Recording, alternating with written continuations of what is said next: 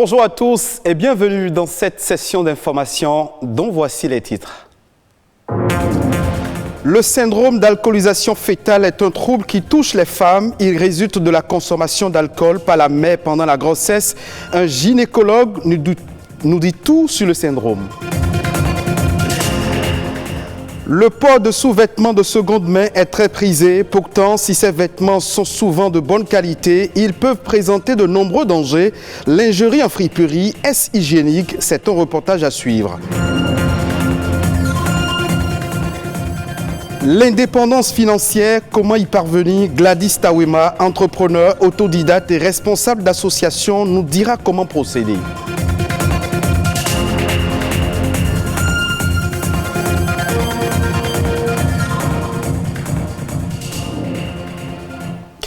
Le gouvernement béninois fixe les nouvelles conditions de déroulement de la campagne de commercialisation 2021-2022 des amendes de karité. La dite campagne s'ouvre le 16 septembre 2021 à Niki et s'achève le 31 mai 2022.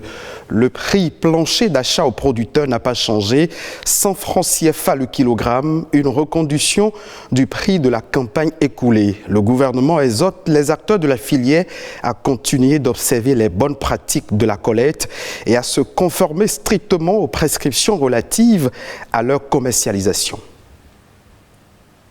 Ce 9 septembre, la peluche est à l'honneur. Cet animal est célébré partout dans le monde entier.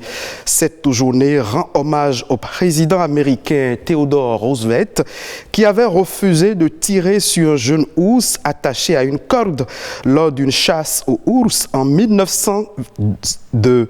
Et depuis, la peluche est devenue un symbole incontournable de la culture populaire et le copain inséparable des millions de jeunes enfants à travers le monde entier. Aux États-Unis, cette journée est connue sous le nom de Teddy Bear Day. Un autre élément dans cette édition, peut-on boire de l'alcool pendant la grossesse? La réponse est oui, mais il ne faut pas en abuser. La consommation excessive d'alcool pendant la grossesse a de nombreuses conséquences sur la santé du bébé à naître. Les troubles causés par la prise d'alcool sont appelés syndrome d'alcoolisation fœtale. La journée mondiale de sensibilisation au phénomène est célébrée ce 9 septembre 2021. Junice Setonji et Nadège Omoladesani se sont intéressés au sujet, suivant leur reportage. Pas de prise d'alcool pendant la grossesse. C'est le moyen le plus sûr d'éviter les troubles liés à l'alcool chez le bébé à naître, même si des études scientifiques ne permettent pas à l'heure actuelle de définir un seuil en dessous duquel la consommation d'alcool n'a pas de conséquences néfastes sur le fœtus. Les spécialistes sont prévoyants. Ils sensibilisent le patiente à renoncer à l'alcool dès qu'une grossesse est planifiée ou a débuté. Même pas un verre de vin, même pas un verre de bière, même pas du panaché. N'importe quoi qui contient de l'alcool, à quelque quantité, à quelque pourcentage, proportion que ce soit, il s'agit du produit alcool qui ne doit pas entrer dans le sang maternel pendant que l'enfant est en train de se développer, parce que ça passe directement au fœtus. À en croire le spécialiste, la plupart des femmes enceintes n'éprouvent aucune difficulté à renoncer à l'alcool. Très peu d'entre elles ont du mal à s'en passer. Pour ces dernières, les conséquences sur le fœtus sont inévitables et multiples. Mieux, le développement du bébé au cours de la grossesse ne sera pas sans conséquences. Les nouveau-nés béninois, ils ont entre 2,750 kg et 3,350 kg. Donc, les bébés comme ça peuvent naître avec 2,2 kg, 2,3 kg, ce qui les rend vulnérables, ce qui les rend vraiment fragiles à la naissance avec des risques de décès. Il peut y avoir des difformités ensuite, donc il peut y avoir des aspects au niveau de la face, par exemple le raccourcissement des fentes palpébrales. Vous voyez la fente des paupières. De l'avis des gynécologues, plusieurs autres conséquences découlent de la consommation de l'alcool par la future maman. Le nourrisson peut de ce fait présenter des malformations de certains de ses organes tels que le cœur et les reins. Les troubles au niveau du système nerveux central, un quotient intellectuel inférieur à la normale, des troubles visuels. On peut aussi noter une hyperactivité comme conséquence liée à la consommation de l'alcool durant la grossesse. Chez la femme enceinte, même si le risque d'avortement ou d'accouchement précoce est négligeable, elle peut cependant subir une interruption de sa grossesse suite au décès du fœtus. Si par chance, le fœtus venait à naître, les conséquences liées à la consommation de l'alcool seront présentes toute sa vie durant et peuvent constituer un frein à son intégration familiale et sociale. Venons-en maintenant à la lingerie en friperie. À Cotonou, le marché de la lingerie grouille toujours de monde. L'affluence autour des vêtements ne baisse pas. Ces sous-vêtements de deuxième main constitueraient-ils une source d'infection? Comment les utiliser sans contracter des maladies? Élément de réponse dans ce reportage tourné bien sûr avant la pandémie liée au Covid-19. Au marché Misebo, les marchands de lingerie se frottent les mains. Pour cause, l'affluence de la clientèle est à la taille de la diversité des articles. Tout s'y trouve, petites culottes, soutien-gorge, collants rembourrés encore appelés fausses fesses et bien d'autres sous-vêtements. Aucune gêne quand il faut se procurer de la lingerie d'occasion. La friperie, c'est quelque chose que moi j'aime très bien. Depuis quand moi je porte les friperies, je n'ai pas encore eu cette maladie d'infection. Donc, nos clients aussi n'ont pas encore dit qu'en portant les friperies, il y a les infections comme conséquences. Moi, j'achète les soutiens-gorge simples ou rembourrés. Ça n'a aucun inconvénient. C'est très bon. C'est de bonne qualité et moins cher. C'est donc la qualité qui explique cette préférence. Les sous-vêtements de premier choix sont les plus convoités. Ils semblent neufs et gardent leur étiquette. Les autres sont plus usés et moins coûteux. Exposés et accessibles à tous, toutes les bourses y trouvent leur compte. Le achuta, comme on l'appelle communément ici au Bénin, serait désinfecté depuis ces différents pays d'origine. Mais cela ne rassure pas toujours. Je n'achète pas les sous-vêtements en friperie parce qu'il y a beaucoup de déchets. Il y a des gens qui ont déjà porté que je ne peux pas porter parce que ça donne beaucoup de maladies en fait. Les slips soutiens pour friperie, moi j'aime pas ça. J'ai peur pour les maladies. C'est pour cela que je ne paye pas les slips de friperie. Si la lingerie est à choisir avec minutie, le achuta requiert plus d'attention. Selon les spécialistes, le mauvais conditionnement et la poussière pourraient le rendre nocif pour la peau.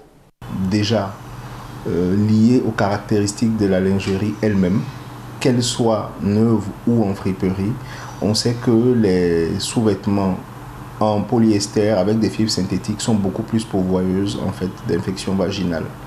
Au niveau des soutiens, on peut avoir des mycoses et des infections au niveau de la peau aussi. Chez les hommes, on pourra avoir probablement plus d'infections cutanées. On peut avoir des mycoses par exemple au niveau de la verge, au niveau des testicules. La lingerie en friperie, c'est bon. Mais l'idéal est de s'abonner à la lingerie neuve pour éviter toute infection ou contamination. Savez-vous qu'il existe une possibilité de vivre sans dépendre d'un emploi stable pour subvenir à ses besoins? Cela s'appelle l'indépendance financière. Si vous l'atteignez, vous êtes en mesure de pouvoir vous faire plaisir sans vous inquiéter de vos dépenses. Quelles sont les mesures à prendre pour y arriver? C'est ce que nous explique ici une entrepreneure. Son nom, Gladys Tawema. On l'écoute. Celui qui est indépendant financièrement n'est plus esclave de l'argent parce qu'il en a assez pour ne pas en être esclave. C'est plutôt l'argent qui travaille pour lui et non le contraire. Il s'agit d'avoir des revenus suffisants pour à la fois répondre à ses besoins, à ses charges quotidiennes et en même temps pouvoir investir et générer ce qu'on appelle dans le jargon des revenus passifs. vous êtes entrepreneur ou salarié, vous avez un revenu, parce que l'entrepreneur aussi doit avoir un salaire émanant de son entreprise, que je veux appeler un revenu. Vous avez ce revenu-là qui vous permet de répondre à vos charges quotidiennes, familiales.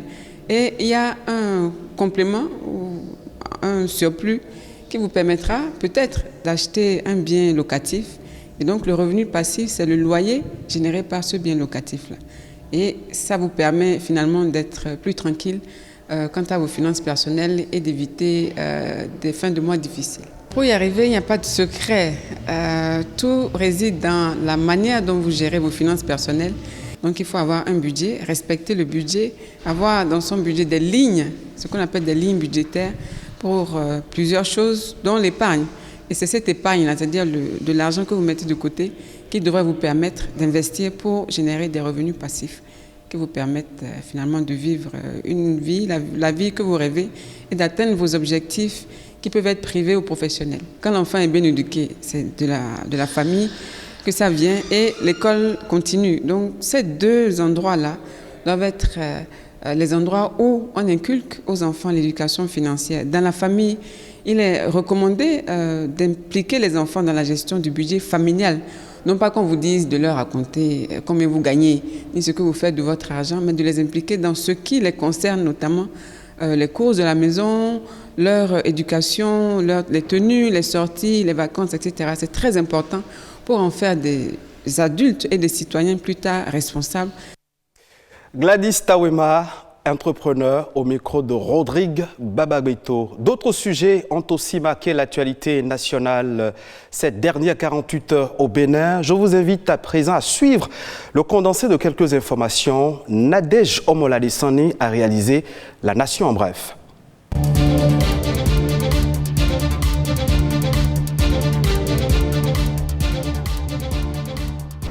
Le gouvernement du Bénin apporte son soutien aux entreprises béninoises. 19 milliards de francs CFA ont été mobilisés avec l'appui de la Banque mondiale pour soutenir les micro et petites entreprises affectées par la pandémie du coronavirus. Le plan national de riposte sociale contre le Covid-19 a été présenté à la presse par le directeur général de la Caisse autonome d'amortissement. D'après le directeur, les entreprises du secteur formel ayant un personnel qui varie de 3 à 9 employés pourront bénéficier d'un appui financier fixe de 56 000 francs CFA et une part variable de 26 000 francs CFA par employé. Pour les structures dont l'effectif est compris entre 10 et 49, ils pourront avoir un soutien de 279 000 francs CFA et une part variable de 26 000 francs CFA par employé. Quant aux entreprises du secteur informel, ils pourront bénéficier d'un soutien forfaitaire d'environ 67 000 francs CFA. Tous les secteurs d'activité seront impactés d'une manière ou d'une autre par cet appui financier du gouvernement qui va durer 4 mois. Le Conseil national des chargeurs du Bénin, CNCB, outille les acteurs de la chaîne du transport sur les notions du droit juridique professionnel. Ils reçoivent une formation sur les standards du commerce international dans ses aspects juridiques. Cet atelier de renforcement de capacité est piloté par un groupement de cabinets et un partenaire expert en économie maritime et transports internationaux. La plateforme nationale de réduction des risques de catastrophes est préoccupée par l'évolution des catastrophes dans le pays. Une rencontre s'est tenue entre les acteurs de cette plateforme et plusieurs ministres du gouvernement. Au cours de la séance, plusieurs mesures ont été proposées par la plateforme nationale de réduction des risques de catastrophes pour freiner les dégâts. Pour ces acteurs, il faut redoubler de vigilance pour arrêter de compter les morts. Le gouvernement s'emploie déjà à mettre ces mesures en œuvre en comptant sur les autres acteurs et le civisme des populations. Les journées pédagogiques nationales de réflexion et de concertation démarrent ce jeudi. Ces journées ont été organisées en vue de préparer la rentrée scolaire 2021-2022. Les enseignants sont invités à se vacciner avant de prendre part à ces journées de réflexion.